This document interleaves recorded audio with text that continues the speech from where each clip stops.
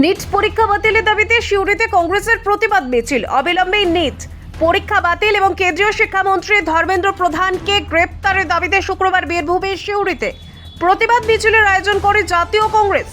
শহরের বিভিন্ন রাস্তা পরিক্রমা করে এই মিছিলে অংশ নেন কংগ্রেসের জেলা ও স্থানীয় নেতৃত্বের পাশাপাশি বহু কর্মী সমর্থক।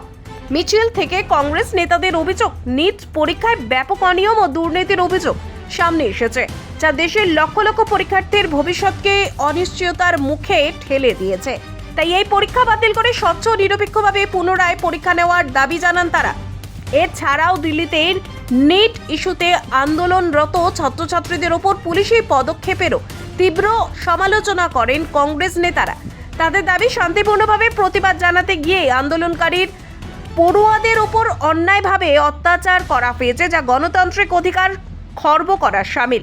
প্রতিবাদ মিছিল থেকে কেন্দ্রের মোদী সরকারের বিরুদ্ধে তীব্র স্লোগান তোলা হয়।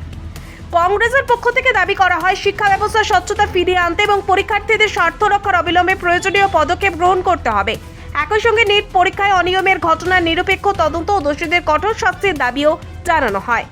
আজকে আপনারা জানেন যে দিল্লিতে ছাত্রছাত্রীদের ওপর কিভাবে অত্যাচার করেছে এই মোদী সরকার, জঘন্যতম অত্যাচার করেছে নিরীহ ছাত্রছাত্রীদের ওপর, এবং রাহুল গান্ধীকে কিভাবে পুলিশ ওখানে নির্যাতন করেছে, এবং অবিলম্বে শিক্ষামন্ত্রী গ্রেপ্তারের দাবিতে আমরা সিউড়ি কংগ্রেসের পক্ষ থেকে আজকে প্রতিবাদ জানাচ্ছি। আমাদের শিক্ষক ভবন থেকে শুরু হলো এই মিছিল, গিয়ে আমাদের গোটা শহর পরিক্রমা করে বাস স্ট্যান্ডে শেষ হবে। আমরা শিক্ষামন্ত্রীর পদত্যাগ চাইছি এবং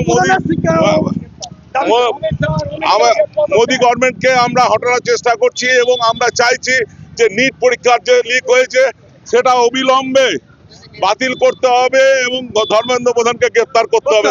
তার এই দাবিতে আমরা আজকের এই আন্দোলনে নেমেছি। সঞ্জয় অধিকারী, জাতীয় কংগ্রেসের সাধারণ সম্পাদক। বীরভূম থেকে প্রসেনজিৎ সরকারের রিপোর্ট, নিউজ বঙ্গলেখনী।